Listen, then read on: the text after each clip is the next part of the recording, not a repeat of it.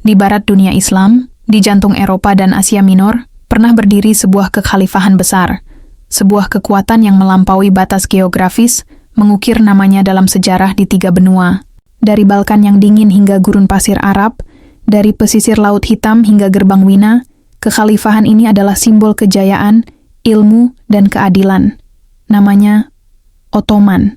Namun jauh di timur, melewati samudra luas dan ribuan pulau rempah, di negeri kepulauan bernama Nusantara, Islam juga sedang bangkit. 2 dunia yang terpisah ribuan kilometer. 2 peradaban yang jarang bertemu. Namun disatukan oleh 1 kalimat tauhid, 1 kiblat, dan 1 iman yang sama.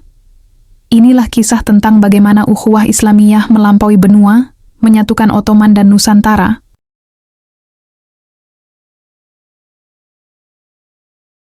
Sejak abad ke-15 Masehi, peta kekuatan dunia berubah selamanya. Kesultanan Ottoman dengan pusatnya di Istanbul bangkit menjadi epicentrum peradaban. Di bawah kubah-kubah masjidnya yang agung dan benteng-bentengnya yang kokoh, kesultanan ini bukan sekadar kekuatan militer, melainkan pusat stabilitas bagi dunia Islam yang sangat luas. Khalifah Ottoman memegang peran yang sakral dalam sejarah Islam. Ia tidak hanya dipandang sebagai penguasa politik, tetapi juga sebagai pelindung 2 kota suci dan penjaga kehormatan umat. Gelar ini membawa tanggung jawab besar untuk menjaga keselamatan kaum muslimin, dimanapun mereka berada, melintasi batas-batas etnis dan geografi. Wibawa sang khalifah dirasakan hingga ke pelosok negeri Islam yang berada jauh dari Istanbul. Dari pesisir Afrika hingga pedalaman Asia, nama khalifah disebut dalam doa-doa di setiap khutbah Jumat. Ottoman menjadi tempat bernaung bagi siapapun yang tertindas, membuktikan bahwa ukhuwah Islamiyah adalah fondasi nyata yang mengikat hati umat dalam satu kepemimpinan yang berwibawa. Jauh sebelum kapal-kapal Ottoman bersandar di dermaga, cahaya Islam telah lebih dulu menyentuh bibir pantai Nusantara. Islam hadir bukan melalui deru perang, melainkan melalui kelembutan akhlak para pedagang dari Arab, Persia, dan Gujarat. Mereka membawa lebih dari sekadar komoditas. Mereka membawa nilai-nilai kejujuran dan tauhid yang memikat hati penduduk pribumi. Proses dakwah ini tumbuh subur melalui jaringan perdagangan yang membentang dari Barus di Sumatera hingga pesisir utara Jawa. Para ulama, yang seringkali merangkap sebagai pedagang, membaur dengan masyarakat tanpa menghapus budaya setempat, melainkan membersihkannya dengan cahaya Islam. Inilah masa di mana Islam mulai berakar kuat di sanubari rakyat kepulauan. Dari akar yang kuat ini, lahirlah kesultanan-kesultanan Islam yang berwibawa di wilayah timur dunia Islam. Samudra Pasai, Aceh, Demak, hingga Gowatalo bangkit menjadi pusat peradaban baru. Kesultanan-kesultanan ini tidak hanya menjadi pusat kekuasaan, tetapi juga menjadi mercusuar ilmu pengetahuan dan benteng pertahanan iman, sebelum akhirnya takdir mempertemukan mereka dengan saudara seiman dari kekhalifahan besar di barat.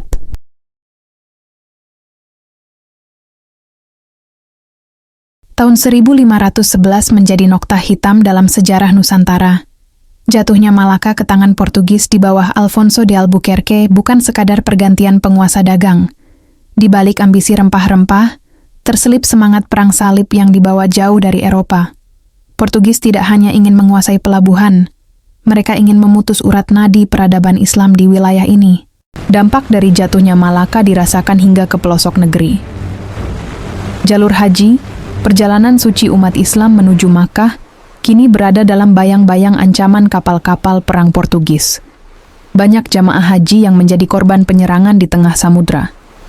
Pelabuhan bebas yang dahulu ramah bagi para pencari ilmu, kini berubah menjadi benteng militer yang asing dan mengancam. Kekuatan Islam di Nusantara berada di bawah tekanan besar. Dari Malaka, Portugis mulai membidik pusat-pusat kekuatan Islam lainnya, mencoba memecah belah dan mengisolasi setiap kesultanan. Keadaan menjadi genting, kedaulatan iman sedang dipertaruhkan. Di tengah kepungan senjata api dan meriam penjajah, para sultan dan ulama mulai menyadari bahwa mereka tidak bisa lagi berjuang sendirian. Sebuah panggilan ukhuwah harus segera dikirimkan ke ufuk barat. Di tengah kepungan armada Portugis yang kian mencekik, Sultan Aceh mengambil keputusan yang akan dicatat abadi oleh sejarah. Sebuah ekspedisi diplomatik paling berani diberangkatkan menuju ufuk barat. Di atas kapal-kapal kayu yang membelah samudera selama berbulan-bulan, para utusan Aceh membawa harapan sebuah bangsa. Mereka membawa misi suci, menjangkau pusat kekhalifahan Islam di Istanbul. Dalam catatan sejarah yang mengharukan, para utusan ini tiba di Istanbul dengan membawa persembahan lada. Namun, perjalanan panjang yang penuh rintangan memaksa mereka menjual sebagian besar bawaan mereka untuk bertahan hidup, hingga hanya tersisa secupak lada. Mereka datang bukan untuk meminta emas, bukan pula meminta kekuasaan. Di hadapan sang khalifah, mereka bersimpuh memohon perlindungan bagi martabat umat Islam di Nusantara yang sedang terancam. Sebuah permohonan yang murni lahir dari ikatan iman yang lebih kuat dari sekadar politik dagang. Khalifah Ottoman menyambut permohonan itu dengan penuh wibawa dan solidaritas. Bagi Istanbul, Aceh bukan sekadar negeri jauh di seberang lautan, melainkan bagian dari tubuh umat Islam yang sedang kesakitan. Respons Ottoman melampaui kata-kata. Mereka mengirimkan armada bantuan yang membawa persenjataan modern, teknisi militer, hingga para ahli meriam terbaik. Inilah awal lahirnya meriam-meriam legendaris Aceh yang menjadi simbol perlawanan terhadap kolonialisme. Sejarah mencatat sebuah perbedaan besar yang harus kita pahami dengan saksama. Berbeda dengan bangsa Eropa yang datang dengan ambisi kolonialisme, Ottoman tidak pernah menjajah Nusantara. Hubungan yang terjalin antara Istanbul dan kesultanan-kesultanan di kepulauan ini adalah hubungan ukhuwah, sebuah aliansi spiritual dan pertahanan yang didasari oleh penghormatan terhadap kedaulatan sesama umat Islam. Namun, meski tak ada penjajahan secara fisik, pengaruh Ottoman merasuk dalam kedalam sendi peradaban Nusantara. Dalam sistem pertahanan, para ahli militer Turki melatih prajurit Aceh dalam seni perang modern, strategi benteng, dan penggunaan artileri berat. Simbol-simbol kekhalifahan, seperti panji bulan bintang, mulai berkibar di langit Nusantara sebagai lambang perlindungan dan identitas politik Islam yang berwibawa. Legitimasi politik Islam di Nusantara pun kian menguat. Gelar-gelar kesultanan yang diakui oleh sang khalifah memberikan wibawa moral yang besar di mata dunia internasional saat itu. Ottoman bukan datang sebagai majikan, melainkan sebagai saudara tua yang memberikan pengakuan bahwa Nusantara adalah bagian integral dari dunia Islam yang merdeka. Warisan ini adalah bukti nyata bahwa kejayaan Islam dibangun di atas pondasi kerjasama dan saling memuliakan, bukan di atas penindasan dan perampasan. Waktu terus bergulir dan sejarah tak pernah berhenti berputar. Memasuki abad ke-18, Kesultanan Ottoman yang dahulunya menjadi raksasa tak terkalahkan, perlahan mulai kehilangan kekuatannya. Konflik internal, stagnasi teknologi, dan tekanan militer dari berbagai penjuru membuat sang pelindung dunia Islam mulai menundukkan kepalanya. Cahaya dari Istanbul yang dahulu menjangkau hingga ke ujung samudera, kini mulai meredup, menyisakan bayang-bayang kegelisahan di seluruh negeri Muslim. Pada saat yang sama, awan gelap kolonialisme Eropa semakin tebal mencengkeram Nusantara.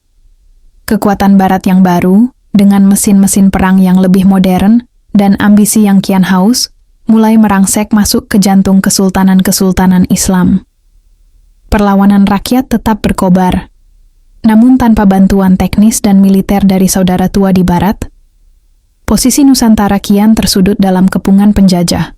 Inilah masa yang penuh kepedihan, di mana ukhuwah masih tetap ada dalam doa, namun raga tak lagi mampu saling menjangkau. Istanbul yang sedang berjuang menyembuhkan luka-lukanya sendiri, hanya bisa menatap jauh ke timur dengan kesedihan. Sementara Nusantara, dalam sunyinya perlawanan, harus bersiap menghadapi malam penjajahan yang panjang, menanti fajar baru yang akan memerdekakan jiwa-jiwa yang terbelenggu. Dari Istanbul hingga Nusantara, sejarah ini mengajarkan arti persatuan umat. Jarak bukan penghalang iman, dan ukhuwah adalah kekuatan Islam. Wallahu a'lam bishshawab.